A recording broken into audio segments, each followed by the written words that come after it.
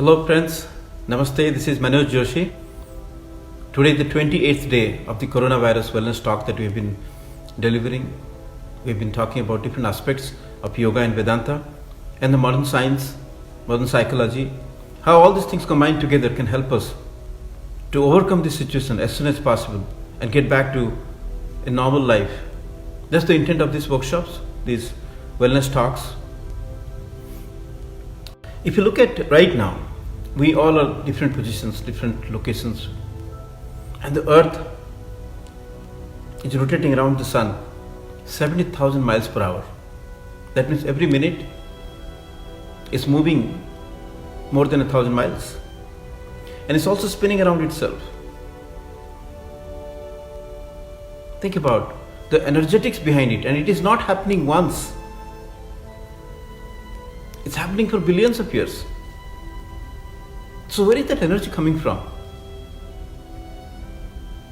If you plant a tiny seed, a small apple seed on the ground, and over a period of time, it becomes so humongous, so big, and millions of such seeds will come out of it.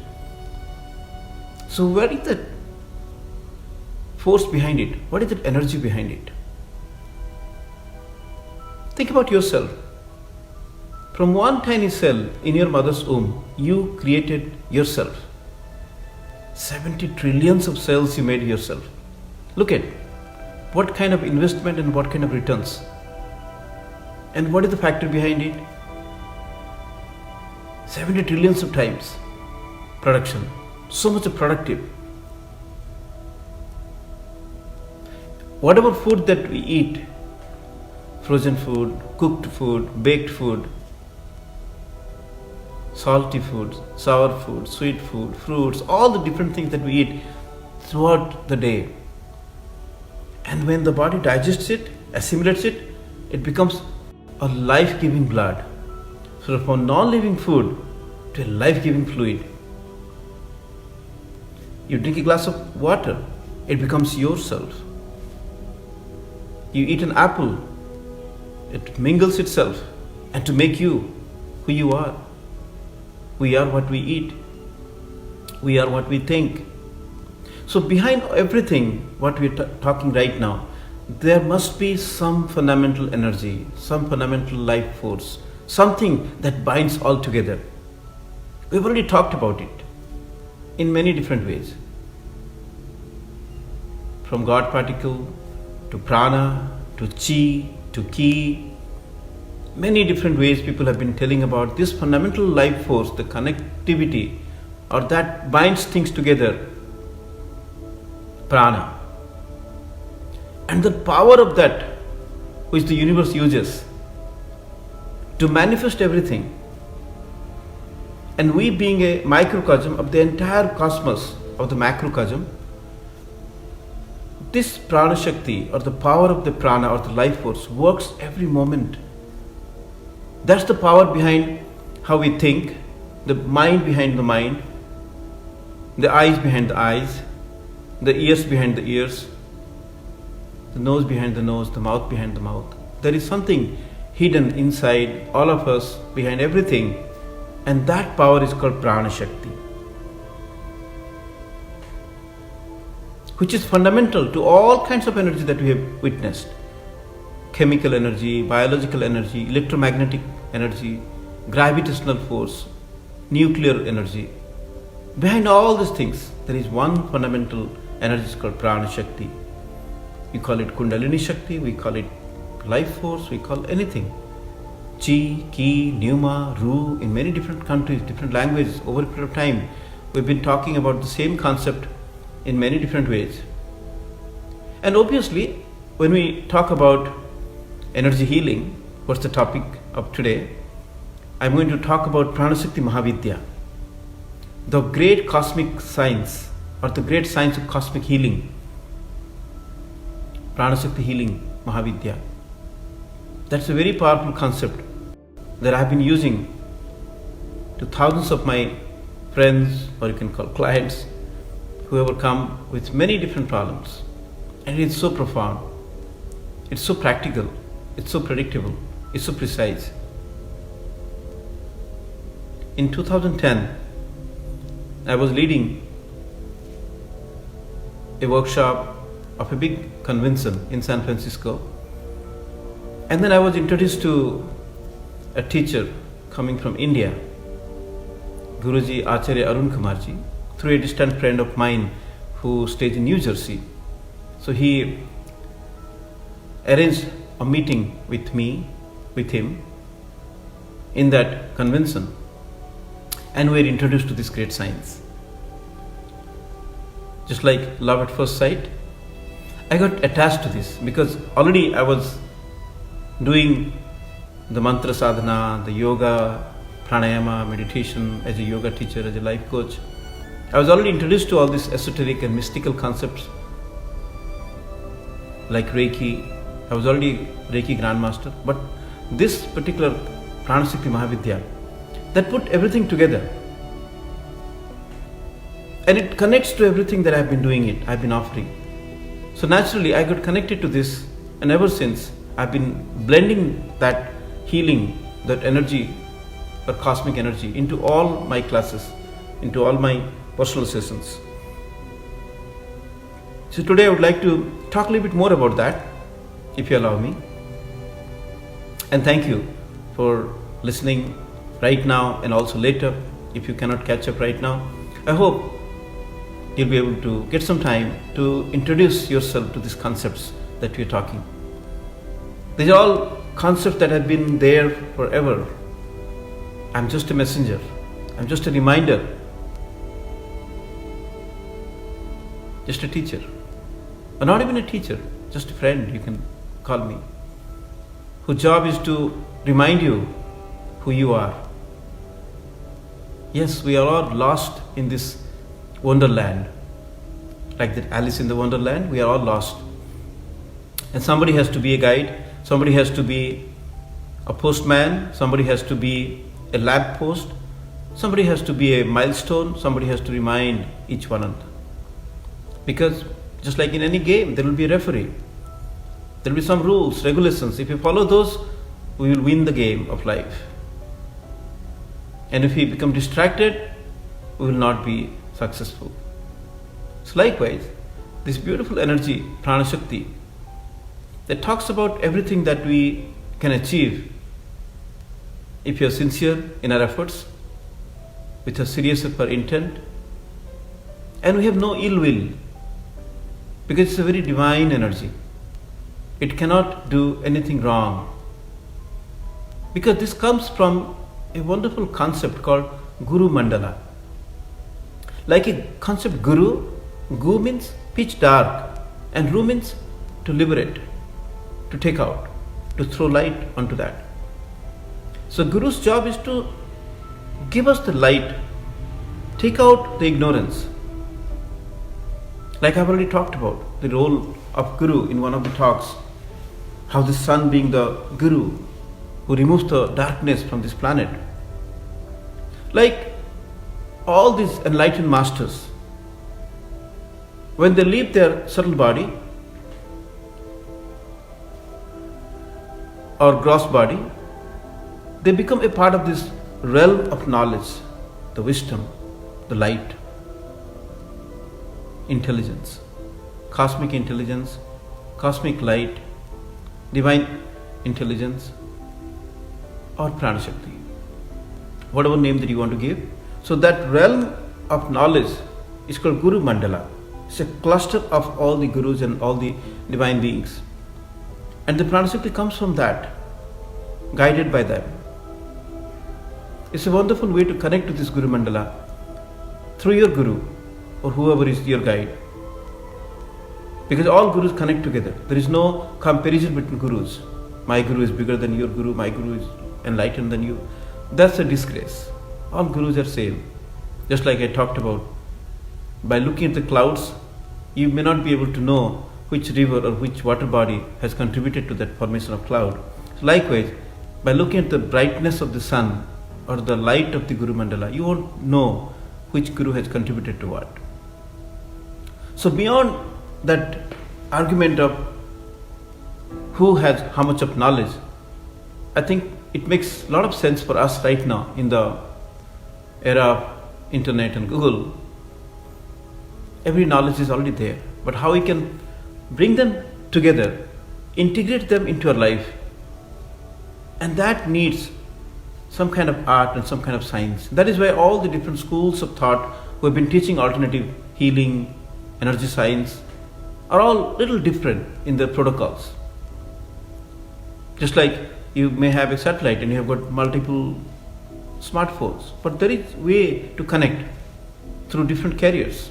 So likewise, there are different modalities, different protocols of alternative healing or the energy healing, like Reiki, pranic healing, Pneuma touch healing, quantum healing, soul healing. There are so many different systems. And according to the knowledge that Yogacharya Arun Kumarji has given or experienced by experimenting with 17 different healing modalities of the world, most of this healing come from a three-dimensional plane, which may be good for physical problem, which may be good for emotional and mental problem, some way. But the Pranashakti energy is coming from multiple dimensions. It's an infinite dimension energy, which has got power to heal your body, your mind, your spirit, and many different aspects, which we are going to talk about a little bit today. So it comes from an infinite dimension connected to the Guru Mandala concept, and a very positive, just like a supreme mother's unconditional love for her children. Whatever love that we have experienced with our own mothers, billion times more powerful, more subtle, more loving, more bonding than that. So that is the force behind everything. Just like we say, the love makes the world run. And of course the other side of the story is the money pays for it. So the love is the source behind everything. So likewise, this universal life force, the Pranashakti, the mother's unconditional love, is behind everything that we do, we aspire, we dream, we desire, we drive. So behind everything in our life, if we can put this concept of Pranashakti, it can be an amplifier, it can accelerate, it can be a catalyst in whatever we are already doing it. It will be accelerated. It will give you a lot of returns of investment, because it will keep our mind more steady, more focused, and connected to the source. So when one hand is connected to the source, like for example, if my one hand is connected to the ocean, and I'm taking one bucket of water, and then on the other hand, I'm distributing. No matter how many buckets of water I distribute, because I'm connected to the source, it won't be depleted. Likewise, so when you aspire to heal somebody, with your willingness, with your intent, with your desires, with an open heart, with a loving, kind personality that you have, because you are connected to the ultimate source, you will not be depleted. And this may not be true for all the healing science, but at least in this Pranashakti healing modality, the way that we teach, it is a very safer, benevolent, loving, kind, and very positive energy. You cannot harm anybody with this. And because it comes from multiple dimensions, that means it is connected to many different frequencies, from zero dimension to infinite dimension. So when it was given to my teacher, he interrogated, how do I know to use what frequency for what disease or what problem when I'm healing someone? And the answer was, you don't have to worry about that. It's an automatic, it's an intelligent energy. The cosmic intelligence is very pure in this. It's much evolved because it's contributed by all these millions of divine beings. You don't have to worry about that. The moment you intend to have a positive desire to help somebody, you become a conduit, you become a channel through which the healing is offered. And that is true. Way back, just when I was learning this in 2010, 10 years ago, I happened to be in a hospital, in Oakland Hospital, and I was called to help somebody, just a little child, about 10 years old child who had a brain surgery. And then there was some operation done in the night, some surgical procedure was done. And this child was not opening his eyes for 12 hours, whereas it was expected that he will open his eyes after 2 hours. So for 10 hours, the parents were expecting the child to open his eyes, and the doctors were standing beside. And I was called there to do some Prana Sakti healing. So when I started with whatever way that we invoked the prayer and then started doing the work, I wasn't sure what exactly should I do to help this little boy. So as it is said, I was guided intuitively. Do this, do this, do this.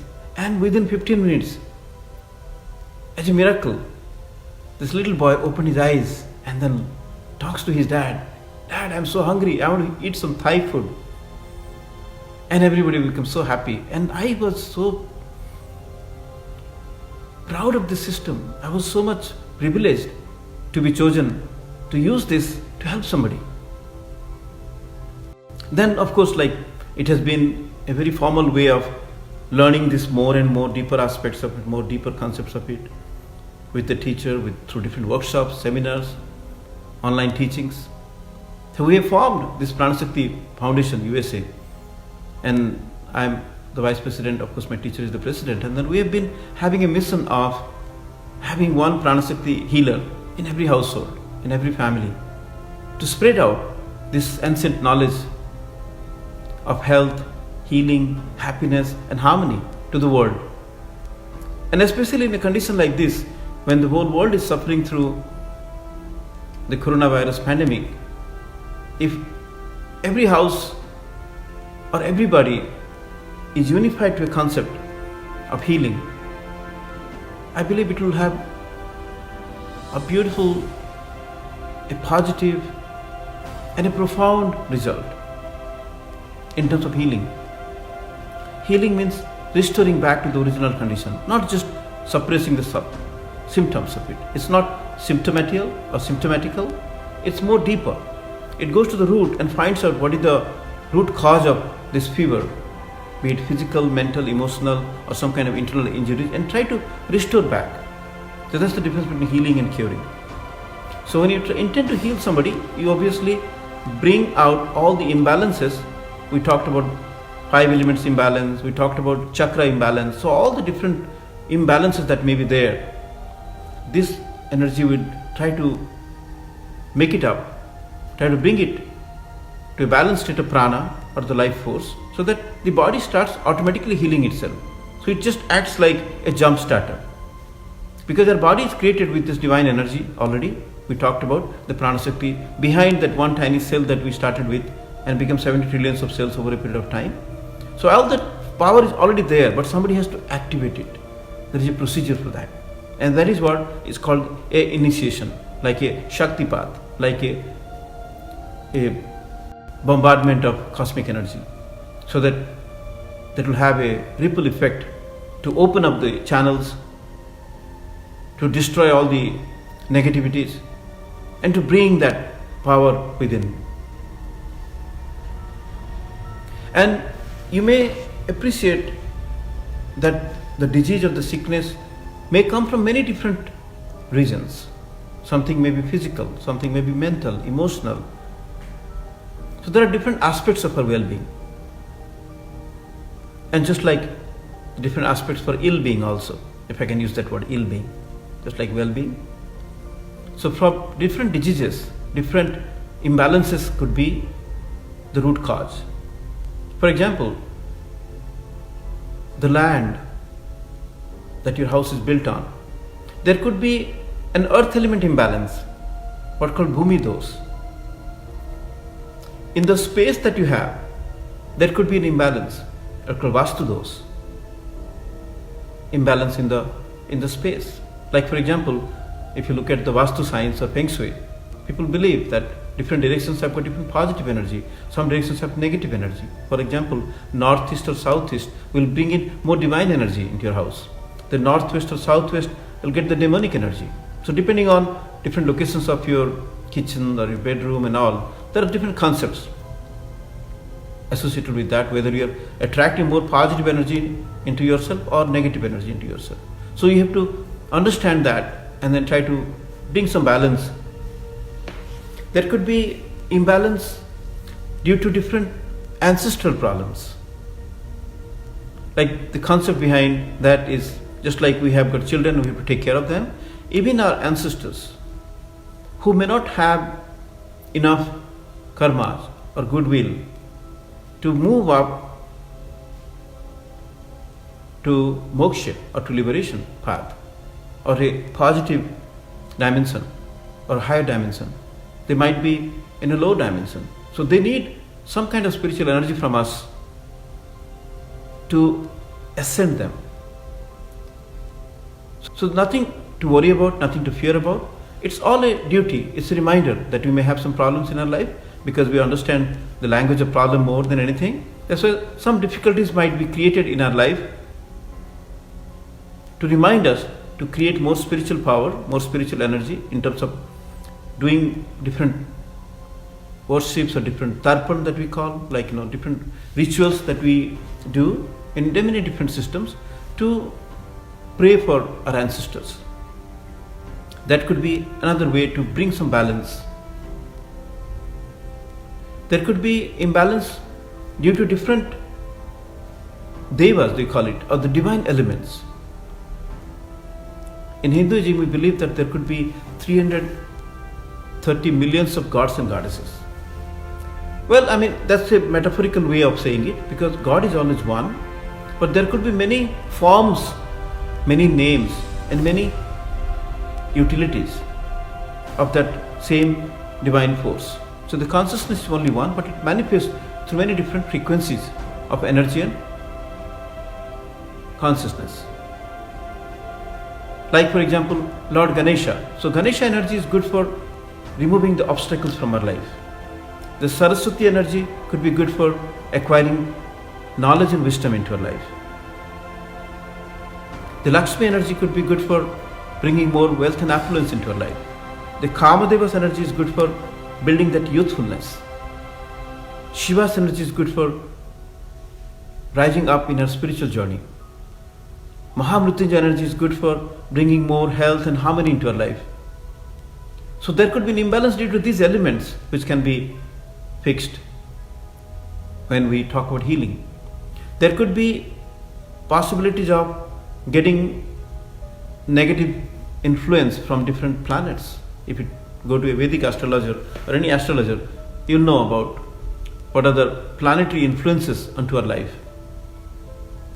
That's why during the full moon time or new moon time, there could be a lot of mental disturbances, and especially people who have got a little bit of mental challenges, they could experience a bigger impact, sometimes very negative. The maniac state or the very depressive state or extremely excited state.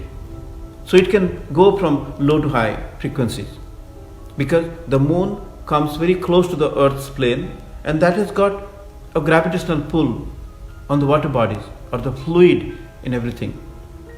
Just like the earth itself has got 70% of water or the fluid, we also have 70% in our body. Just like in our brain, there is 70% fluid. So obviously, these planetary objects or the planets have got influence into our life. And there could be wrong influence depending on many different factors. So that needs to be balanced. And one of the very important things is also called something called drishti dos, something like a psychic attack, like a ill will, like somebody is thinking bad about me, as negative suggestions, a negative thought, just like we do a negative thought most of the time our own self-sabotaging. So could be because of self, could be because of near and dear ones. There could be always, knowingly or unknowingly, with intention, without intention, there could be some problems because of thought influence or psychic attacks. That can be also mitigated with the Pranashakti energy. So we use the Pranashakti energy as the Divine Mother's unconditional love to alleviate all the problems, and to raise our frequencies and vibrations so that we can attract more positive energy. Just like the laws of attraction, our thought becomes more purified, our intention becomes more purified. So there are different breathing techniques involved in that. There are different crystals, rudraksha, there are different instruments we use to heal our body, mind and spirit, to the land, to the space, to the objects around us. So it's a very profound technique of engaging into something that you can do in an effortless way, which can be well integrated into your lifestyle. You don't have to do a lot of ritualistic way unless you have a lot of time or you intend to do a specific week or a month in your life. That's okay. Or go to a retreat and experience something much deeper and something much profound. But in general, I have seen this prana-shakti healing can be well integrated into a daily life. The moment you start your day, you can do something, and throughout the day, as different incidents keep happening, just keeping this awareness of it. Once you get connected through an invocation, and you continue your journey through healing experience, and once you do a closure, one cycle completes. Likewise, different activities throughout the day, you can blend in the prana-shakti healing energy into that. It's a very profound experience. One of the basic technique of the breathing that we use is called Hamsa Breath. Hamsa, right? So when you inhale, it makes a sound of hum. When you breathe out, it makes a sound of sa. And when you do that repeatedly, Hamsa, Hamsa, Hamsa, it also becomes Soham, Soham, Soham, which is the biggest mantra. Soham means I am that. So it brings that unity, that unison. What is the ultimate goal of yoga? To our lower self, to the higher self, through simple breath awareness. It reminds me of something very profound. Like, say, for example, in the Ramayana time, like the Mahavakya Ramayana was written by somebody called Valmiki. But if you look at the story of Valmiki, so he was an evil person. His name was Ratnakar. He was a dacoit. He was robbing people to make a living. And a Rishi Narad, he came to appear him. He asked this question, hey, all these sins that you're accruing from doing all these wrong doings, do you know you're responsible for that? Only you are responsible for that, not your family members. Then he said, like, what do you say? Like, I'm doing this for my family, to raise my family. How can they not be responsible for this sin that I'm making? Then he goes and finds out, talks to his wife. The wife says, no, I'm not responsible for your sin. You are the bread maker of the house, so it's your primary responsibility to bring wealth, whatever way that you are responsible. I'm not going to take your sin or bad deeds. And likewise, he asked his sons, his daughters, his daughter-in-laws. Nobody is willing to take the responsibility of the evil work that he's doing to bring money to the family. Then he realizes that this is a wrong path for him. And he comes and meets the sage again. And the sage says that all your life you have been doing killing. So killing in Hindi or in Sanskrit is called mara, like somebody is dead, somebody you're killing. He said that you start with that mantra, mara, mara, mara, mara, mara, mara. And look at, when you chant mara, mara, mara repeatedly, it becomes Ram, Ram, Ram. And then of course he realized his life, and then he became a beautiful poet who wrote Ramayana through Lord Ganesha's grace. So likewise, when you do the Hamsa, Hamsa, Hamsa breath, it also becomes Soham, Soham, and indirectly it makes you realized. So let's do that. For 2 minutes, do the Hamsa breathing. So as you keep your back straight and upright, keep your eyes closed, keep your palms open, and as you breathe in, bring that sound of hum into your mind, into your awareness, and as you breathe out, bring that awareness of the sound of sa, hum, sa, hum, sa, hum, sa, hum, sa, hum, sa, hum, sa, hum, sa, hum, sa, hum, sa, hum, sa, hum, sa, hum, sa, hum, sa, hum, sa, hum, sa, hum, sa. Hamsa, Hamsa, Hamsa, Hamsa, Hamsa, Hamsa, Hamsa, Hamsa, Hamsa, Hamsa, Hamsa, Hamsa. Likewise, keep chanting in your mind, just becoming aware of that Hamsa sound.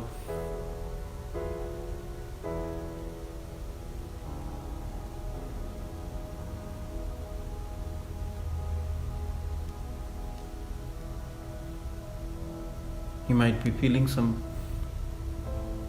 palpitations and some kind of sensations maybe on your palms or in your body.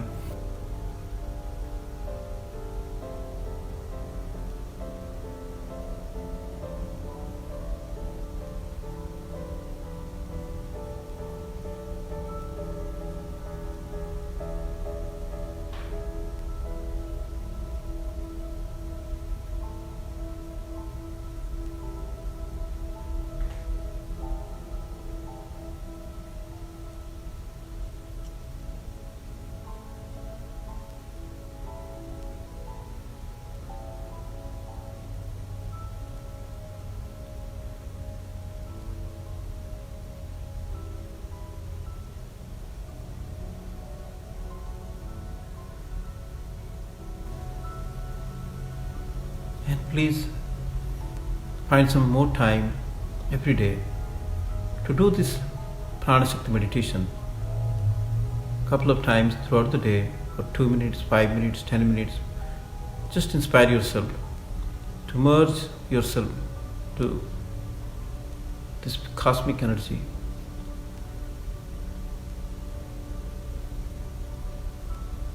And aspire to be a healer. To heal your own self, heal your families, heal your community, and heal the entire mankind and to the world at large. In order to experience something profound, to do something greater in our life, to leave a legacy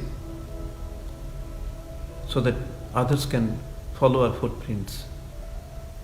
Our life is not just to be born and get educated, get a job, become a family man or woman, have some children, become older and one day die. While we are doing all these things, we also have to aspire something bigger, to do something greater, something more profound, empowering people, inspiring people, healing others, to make this world a better place in our lifetime. And that is the intent of Prana Shakti Mahavidya, the science of cosmic healing.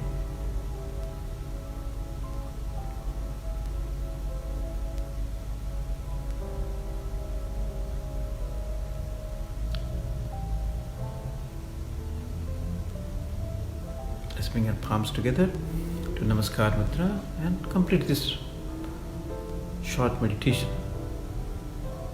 with again a peace prayer whose meaning always is an aspiration towards moving towards the truth and righteousness, a possibility of moving towards light from darkness and ignorance, and the aspiration to move towards immortality from the death and disease.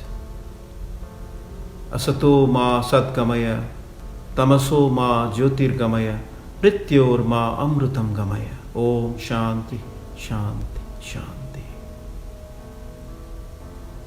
Thank you friends for joining this. We'll see you tomorrow again. Namaskar.